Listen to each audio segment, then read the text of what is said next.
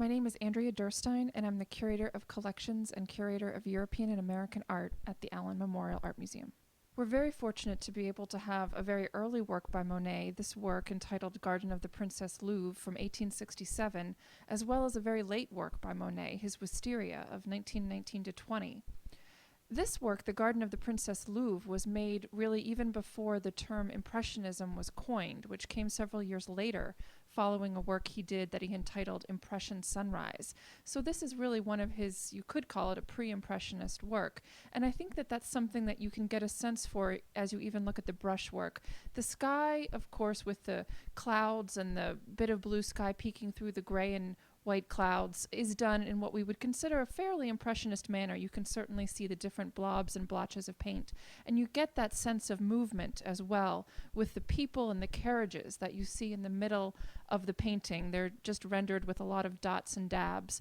But in the foreground of the painting, what you're looking at, that great swath of green at the bottom, the garden itself, it's done in a fairly realistic manner, we would say. We don't get that same sense of obviously movement that you see in a lot of his other works. And I think that this is really a moment of transition for Monet as he's going from a much more realistic style. He had been doing a number of works showing real people in a more close-up format to this kind of a work, which really shows a slice of the city of Paris.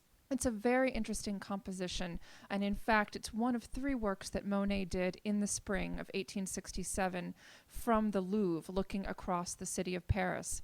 That spring, the World's Fair had opened in France, and he would have been able to go there and to see a number of Japanese prints that were on view, and it seems highly likely that this view, which is his only vertical view from that period, was inspired by those Japanese prints, where you often get oblique viewpoints. One of the things that Monet did in preparation to do this painting was to go to the Louvre, as did so many of his artist compatriots and colleagues, and apply for permission to copy there. He went and got an official permission slip to be able to go in and set up his easel and work with his palette and paints in the Louvre.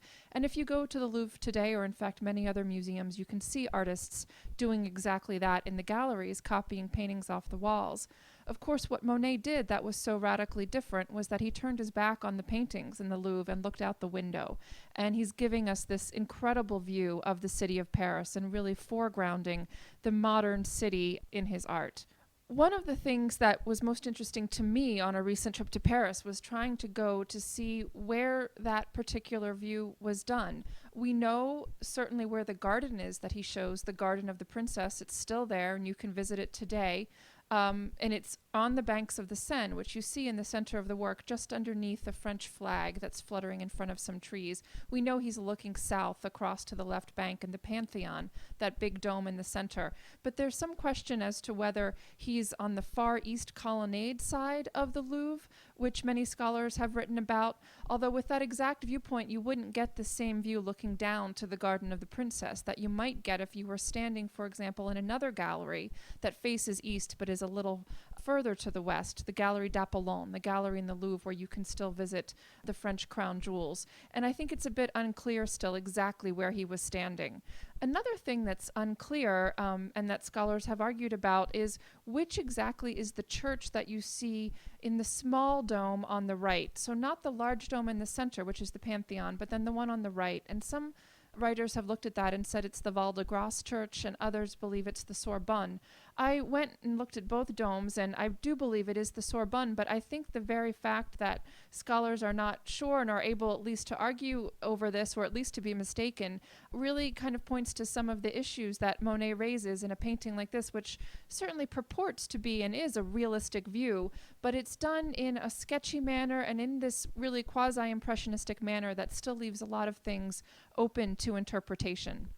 We know that this is a work that was one of Monet's favorite works from very early in his career. It was purchased from the artist by a pianist, Charles Wilfrid de Berriot, around 1873.